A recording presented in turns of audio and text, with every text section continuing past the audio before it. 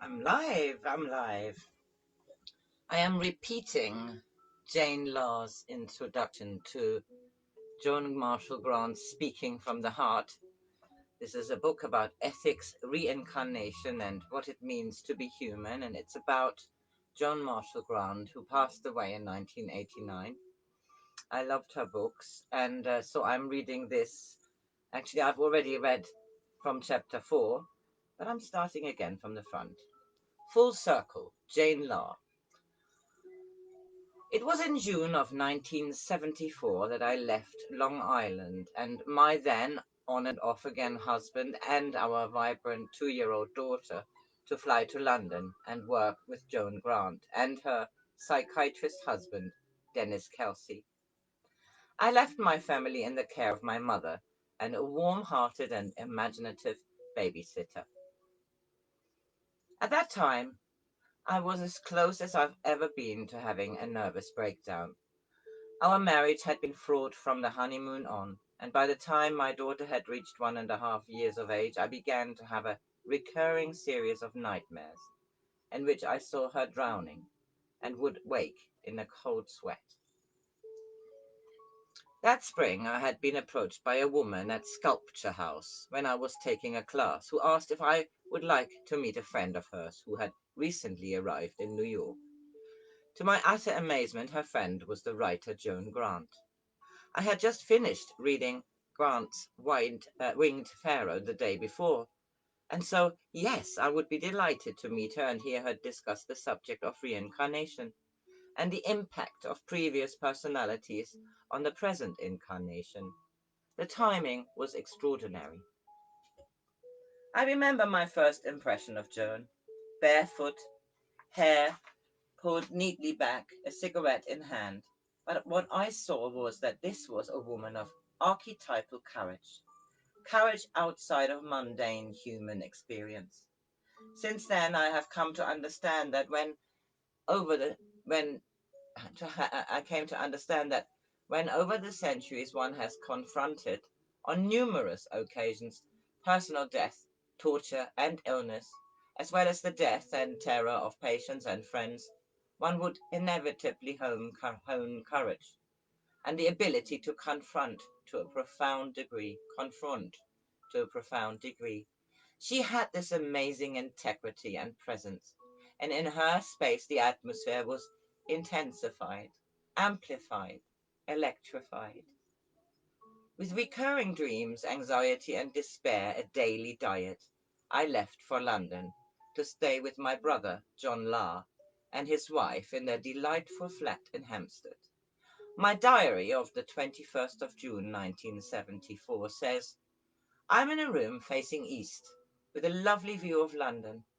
London seems to be 3/4 sky and 1/4 rust-coloured brick houses, with trees and window boxes thrown in. I have a mattress on which to sleep, a chair to sit in, and squatting in the corner is a television. Can't imagine I'd ever turn it on. The flight over was fine, as I was drugged on the cumulative effects of 5 Valium. I have a fear of flying. So far, I've had few feelings of anticipation. I'm beginning to realize how out of touch I have been with myself. The diary goes on. After lunch, John and I headed for the Kelseys. We went by tube, and the whole trek took about 45 minutes. Joan answered the door, and I spent the next 2 hours with her. I like her so much. She is so present. If my foot itches, I notice she scratches her foot. She's in tune with my feelings before I feel them. It is so good to talk to someone who does not criticize and invalidate. We spoke about my recurring dreams as well as my issues with my husband, and she felt there was an earlier source outside of this lifetime. I gave her a copy of John's book, his biography of our father, the comedian Bert Lahr, Notes on a Cowardly Lion. She offered that her close friend Noel Langley had been a key writer for the movie version of The Wizard of Oz. There's much wisdom implicit in that film. We talked of many things, and then she looked at me dead on and said aloud, "He had blue eyes and red hair." I knew she meant the Galilean.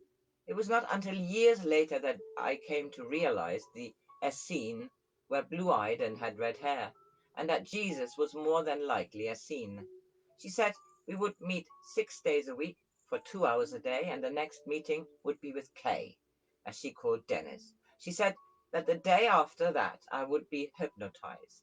She also suggested that if I was going to do sculpture, I needed to do it more than once a week and should try and get some money from it. My meeting with Kay went very well. Although I was weepy, he clarified much for me. We discussed what happens in relationships. You throw a ball and forget you've thrown it, and it bounces back and hits you on the side of the head. The cause and effect issue. I conveniently forget I'm part of the cause.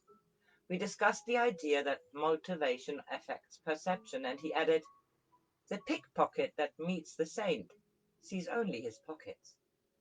We also discussed the hazards of growing up with theatrical parents. The show must go on, but for whom? He was smart and professional and clear, I felt, in the best of hands. On the 26th, I was finally hypnotized and tape recorded. I had agreed, so I relaxed and went deeper and deeper down the rabbit hole. I got an image of an arrow through the right leg above the knee. Then an earlier picture of a very muscular thigh, a male, a withered limb from below the knee, which looked to me like a chicken's neck. That's why I cannot stand to see raw chicken or chicken's necks. I get the impression of a short male, and here, the joke is that the leg is withered. I must be a performer, a clown or an acrobat. Lots of laughs because I'm disfigured. I go earlier in the lifetime when I see gold coins. My mother sold me. In that moment, a wave of grief, too enormous to contain, encompassed me, and, heaving with tears, I broke the session. The pain was too much, as I was recalling what I believed was a 17th century lifetime. I could feel the leg below the knee as though it were forming anew. There are present-day correspondences. I trip a lot, have weak ankles, and bad circulation in the right leg, at the knee. I've been told that my right leg is slightly shorter than the other. I've always felt, though, I had large thighs, although they really are not. And a lifetime as a performer could account for my feelings of sympathy and identification with my father. What shocked me the most was that when I came back to normal consciousness, I thought that it had been only minutes since I had shifted level into these memories, but in fact, it had been hours.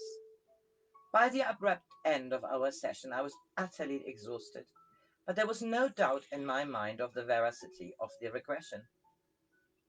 On the 27th of June, I was greeted by both Joanne and Kay, looking quite pleased. Joanne said I could meet with both of them, or one of the other, or one or the other, and I greedily said both.